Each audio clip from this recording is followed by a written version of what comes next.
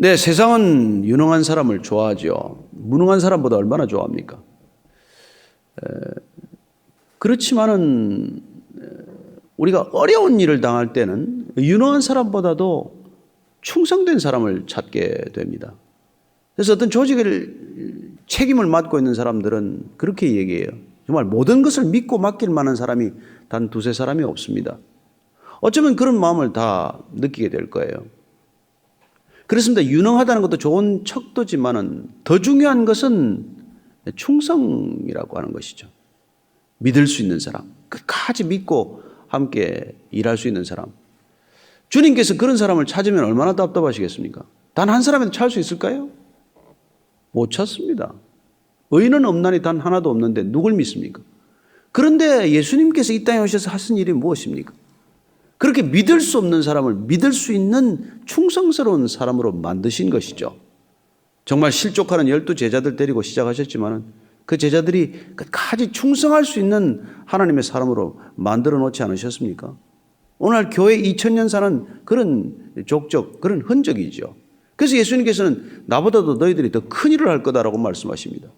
저는 처음에 그 얘기 듣고 아니 주님 그거 말이 됩니까? 우리가 무슨 재주가 있어서 주님보다 더 큰 일을 합니까? 그러나 신기하게도 주님이 내가 너와 함께하면 그래서 나의 충성스러움이 너희들 안에서 충성스러움이 되기만 하면 너희들은 나보다도 더 큰 일을 할 수 있다고 말씀하시는 것이죠.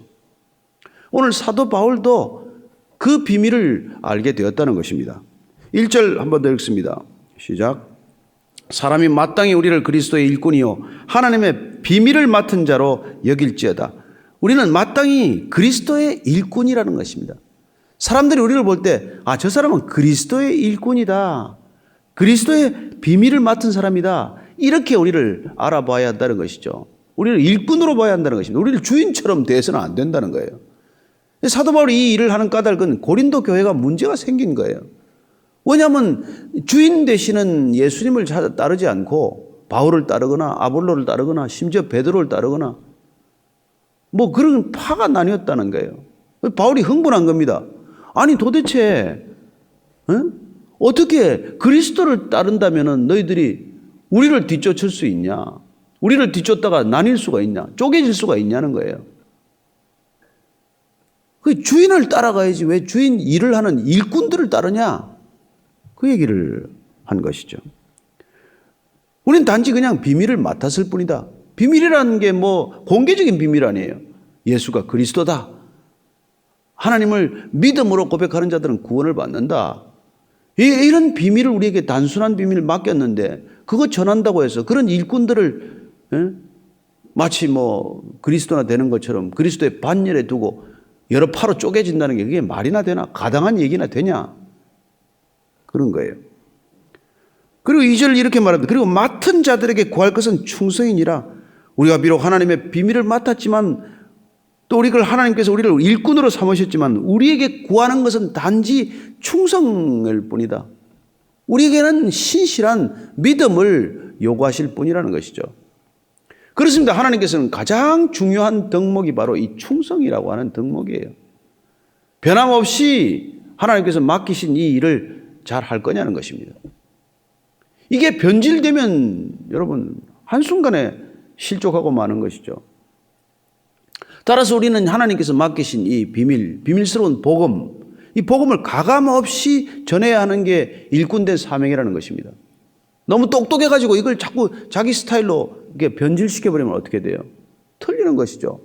여러분 오리지널 메시지를 믿어야 한다는 거예요. 그러나 메시지는 어느 순간 이렇게 갈라지게 됩니다. 에덴 동산에서 일어난 일이 바로 그거 아니에요. 이걸 먹으면 정령 죽는다. 근데 또 다른 메시지는 뭡니까? 죽기는 그냥 내가 하나님같이 될 것이다. 비틀었죠. 그러나 보십시오. 우리가 끝까지 충성스럽기 위해서는 첫 번째 메시지, 하나님의 메시지, 오리지널 메시지를 믿어야 한다는 것입니다. 근데 그 메시지를 잠깐 비틀어서 약간 훼손하면 얼마나 멋있게 돼요. 아니야, 내가 하나님처럼 될 거야. 그렇습니다. 독버섯은 화려합니다. 멋있어요.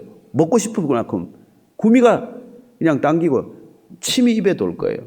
그러나 진짜 먹을 수 있는 버섯은 수수해요. 별로 매력도 없어 보입니다. 그러나 여러분, 그게 죽고 사는 길이에요. 독버섯을 먹으면 죽습니다. 그냥 버섯을 먹어야 살아요. 하나님의 오리지널 메시지를 먹으면 삽니다. 그러나 그걸 잠깐 비틀어 놓은 독버섯처럼 화려해 보이지만 귀에 들리는 좋은 소리 같지만 그걸 들으면 죽는 길이라는 거예요. 따라서 우리가 사는 길은 끝까지 충성하는 길이에요. 잠깐 벗어나지만은 그 작은 차이 같지만은 우리는 영원한 죽음의 길로 접어든다는 것입니다. 그게 에덴 동산에서 일어난 일이에요. 그게 충성한다는 것은 궁극적으로 메시지에 충성해야 한다는 뜻이기도 합니다. 첫 번째 메시지, 우리가 들은 메시지, 바로 그 메시지에 충성할 때 우리가 사는 길로 가는 것이죠. 그렇게 할 때 우리는 많은 사람들의 유혹이 있습니다. 여러분, 변형되는 메시지는 유혹이에요. 우리를 끊임없이 뒤흔듭니다. 3절, 4절 읽습니다. 시작.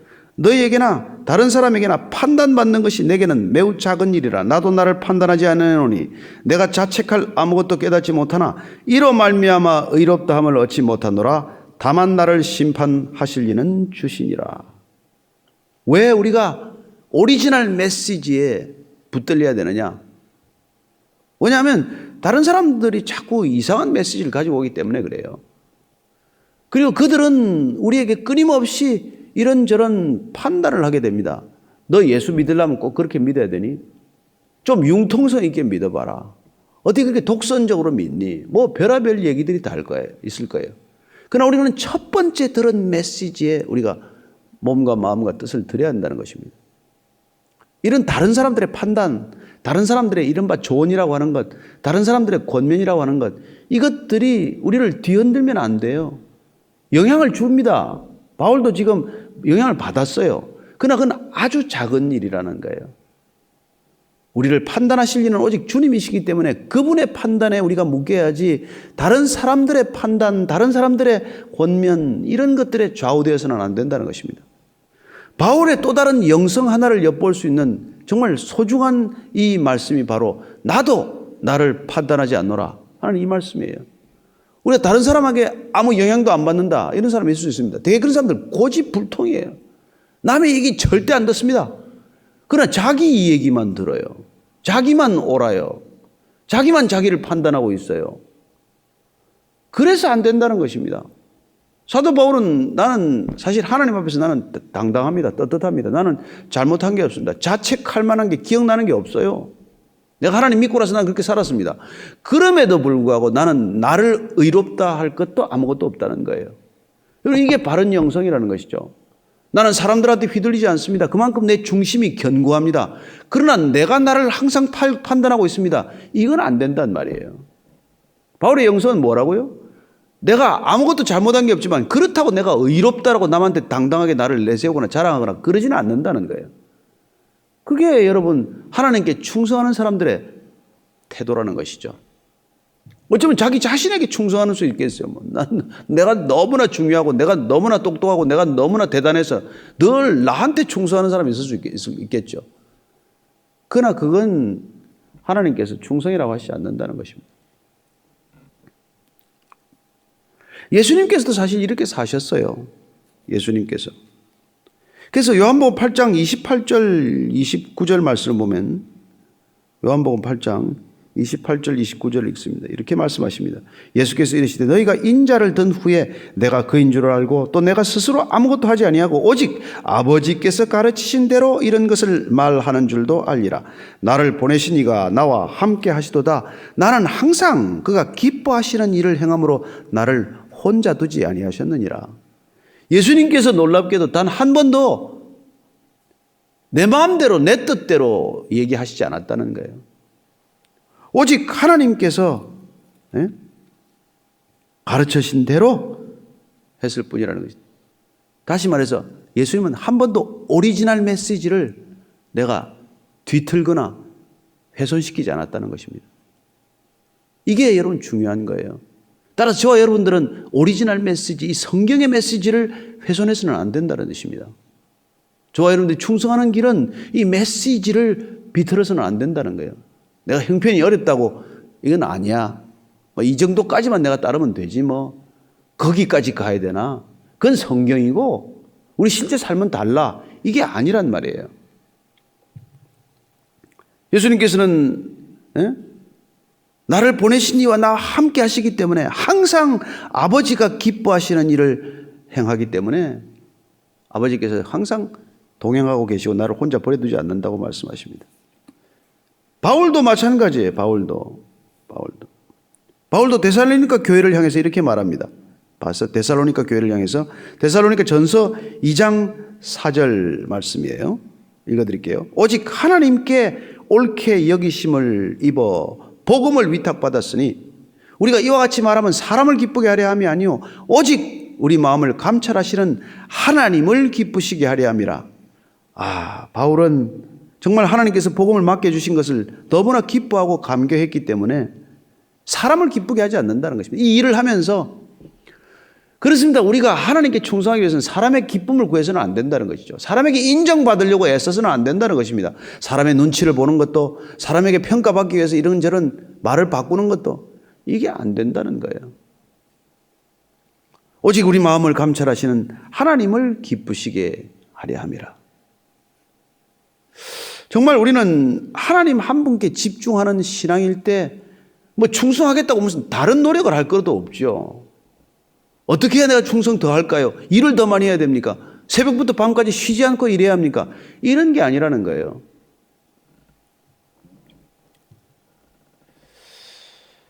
그래서 사도 바울은 사실 그냥 하나님 한 분께 초점을 맞추는 것, 이 코람데오 신앙, 이 정말 집중하는 신앙 때문에 고린도 후서에서 이렇게 말합니다. 고린도 후서 5장 9절 10절 말씀이에요.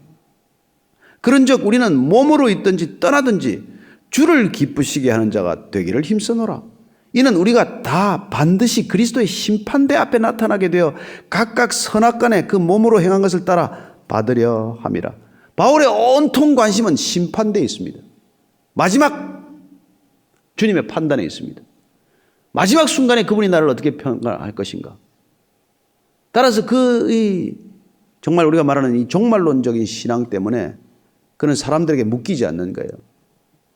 여러분, 이게 신앙이 아닙니까? 사람에게 묶이지 않는 것. 곧 사단에 묶이지 않는 것. 사람의 판가에 묶이지 않는 것. 사람이 이렇게 평가하든 저렇게 평가하든 거기에 묶이지 않는 것. 또한 나도 나 자신을 평가하는 거기에 묶이지 않는 것. 여러분, 내가 나를 과소평가할 수 있어요. 열등감 빠지면 그렇습니다. 그러나 반대로 내가 우월감에 젖으면 내가 과대평가하는 것이죠. 그래서 항상 내 평가에 내가 묶여 있는 거예요. 여러분, 그래가지고는 우리는 자유할 수 없는 것이죠. 예수님께서 아마 진리 안에서 자유해라. 이때 저는 제자들이 잘 못 알아듣었다고 믿습니다. 왜 그런 생각을 하냐면 진리 안에 자유할 때 주님께서는 그때 비로소 너희들은 진정한 믿음의 사람이 되는 거야. 그러려면 우리는 진리 아닌 것들로부터 자유해야 되는 것이죠. 풀려나야 되는 것이죠. 우리가 그리스도 안에서의 자유, 말씀 안에서의 자유, 진리 안에서의 자유, 이 자유를 누리는 것이야말로 충성될 때만이 가능한 일이란 말이에요. 하나님께 충성 안 하고 사람한테 충성하면 절대로 그렇게 자유함을 누릴 수가 없습니다. 그러나 우리가 하나님께 충성되이 우리 모든 것을 주님께 의탁하고 마지막 순간 주님의 평가만이 중요합니다. 착하고 충성된 종아, 이 한마디 들으면 저는 모든 게 그냥 족합니다. 이런 마음을 가진 사람들은 여러분 자유하지 않겠어요? 그게 진리 안의 자유 아닙니까? 저는 우리 신앙인들이야말로 이게 놀라운 능력이라는 것이죠.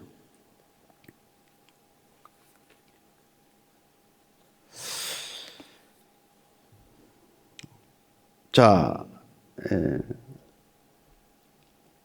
6절 7절을 같이 읽습니다. 시작. 형제들아, 내가 너희를 위하여 이 일에 나와 아볼로를 들어서 본을 보였으니 이는 너희로 하여금 기록된 말씀 밖으로 넘어가지 말라 한 것을 우리에게서 배워 서로 대적하여 교만한 마음을 가지지 말게 하려 함이라.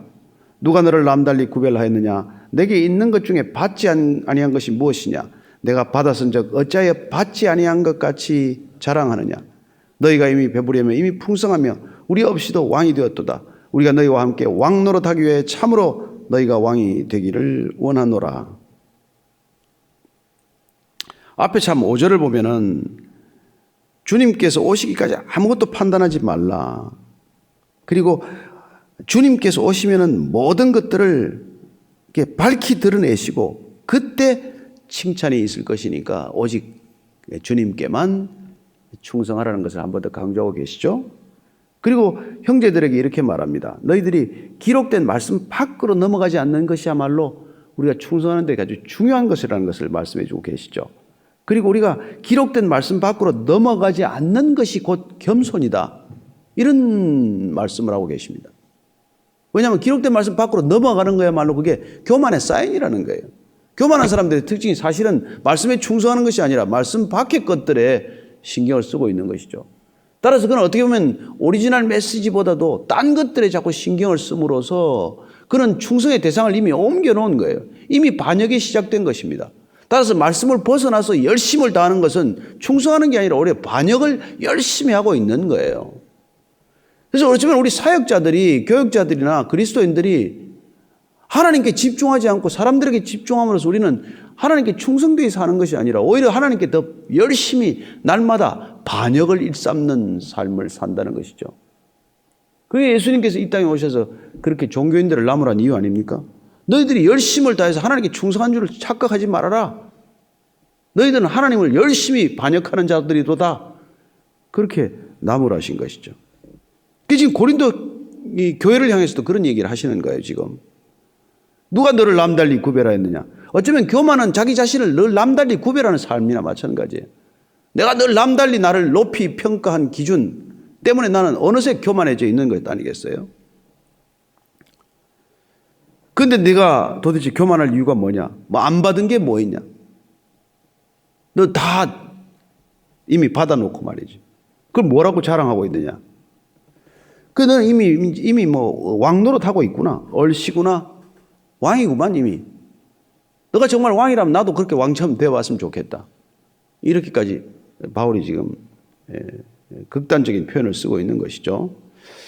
그렇지만은 하나님께서는 신실한 믿음의 삶, 우리가 충성된 그분의 종이로서 살아갈 때 정말 사도 바울은 그렇게 애타게 말하는 거예요. 왕이 되기 위해서 이 길 가는 것 아니야. 정말 너희들이 하는 거 다 풀려가지고 형편이 풀리고 모든 게 잘 돼서 사람들한테 그냥 부러움을 사면서 신앙생활하면 얼마나 좋겠니? 그러나 하나님께서는 그렇게 하실 수도 있지만 그러나 우리가 그게 교만의 지름길이기 때문에 우리를 겸손의 자리로 인도하시기 위해서 우리를 때로는 고난 가운데로 밀어넣는 분이시야. 이런 얘기를 하는 것이죠.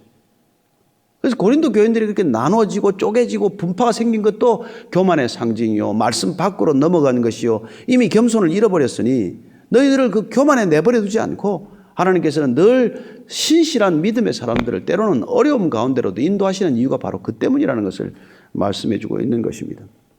그게 우리가 8절 이하죠. 9절 이하입니다. 자, 9절 이하 시작. 내가 생각하건대 하나님이 사도인 우리를 죽이기로 작정된 자같이 끄트머리에 두셨음에 우리는 세계 곧 천사와 사람에게 구경거리가 되었노라.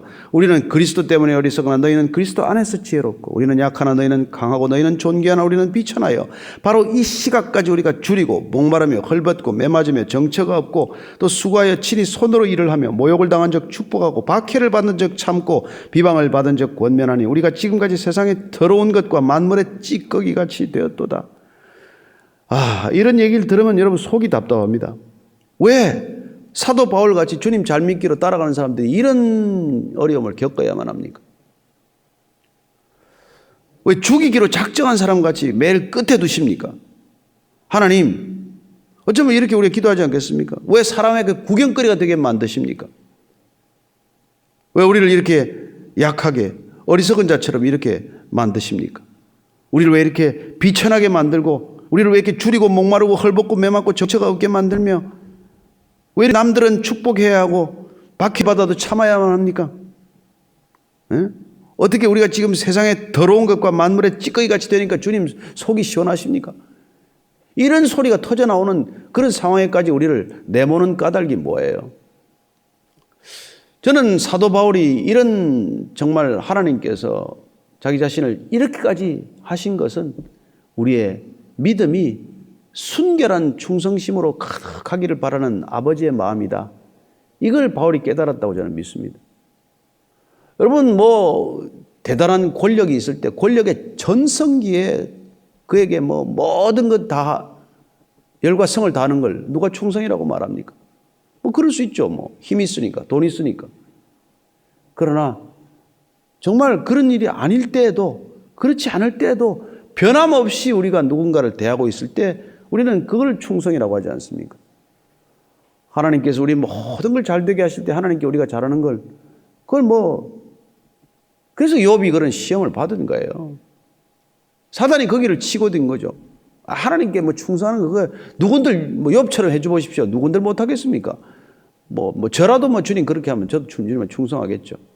그러나 그에게 생명에 손대지 말고 그를 시험해 봐라.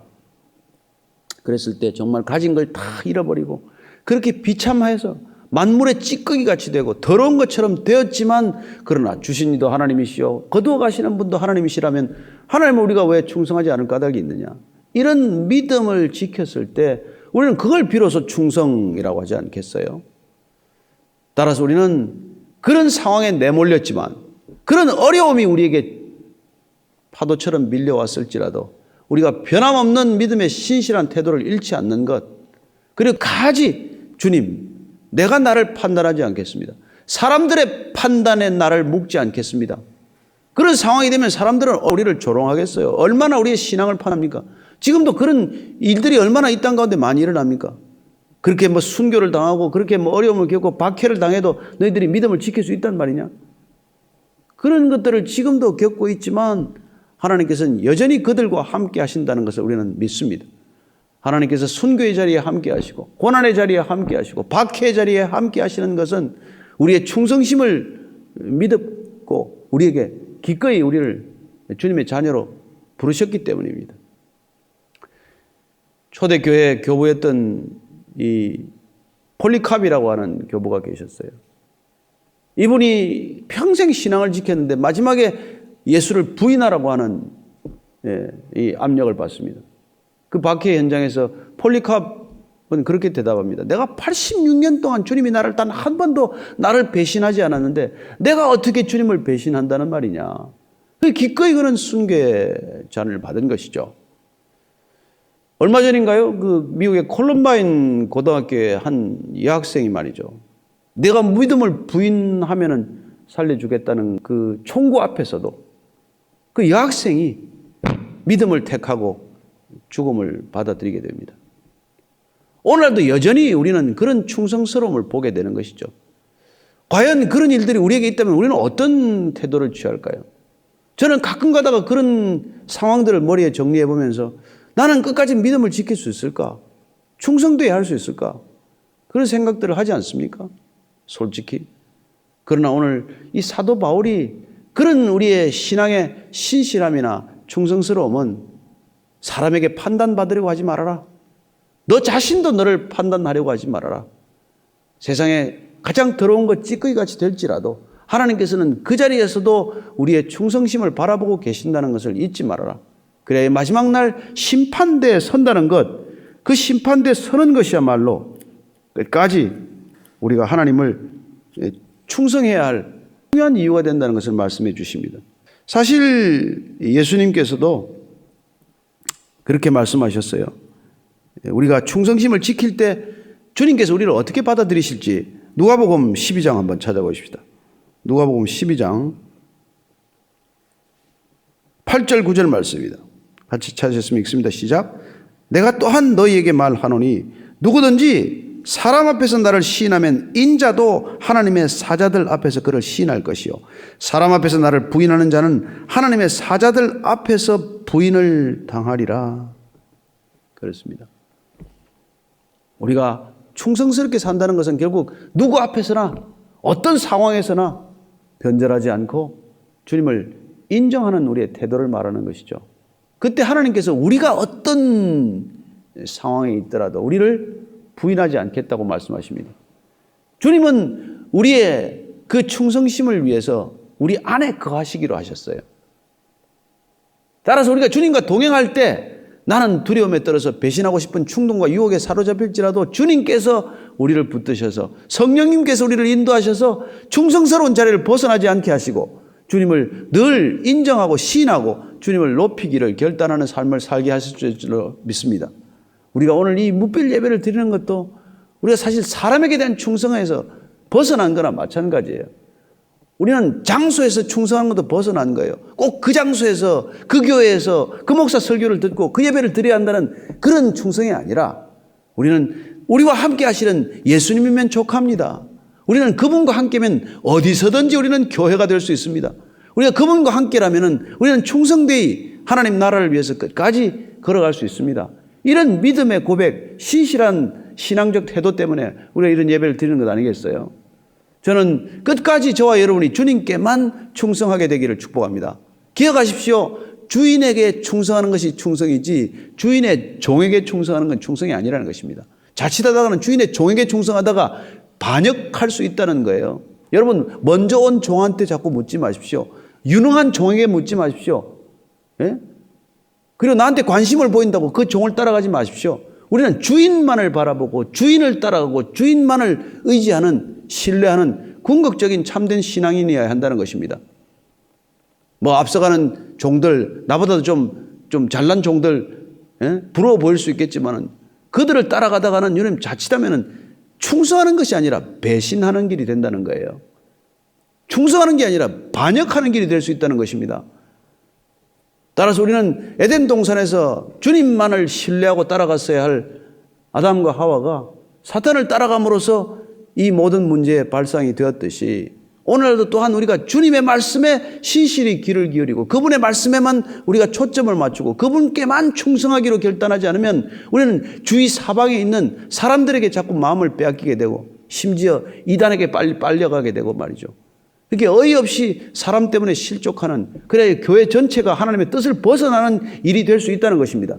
오늘날 수많은 일들이 일어나고 있습니다. 저는 이 시대 그리스도인들이 참된 영성을 지키기 위해서 끝까지 주님의 말씀에만 충성하는 저와 여러분 되기를 축복합니다.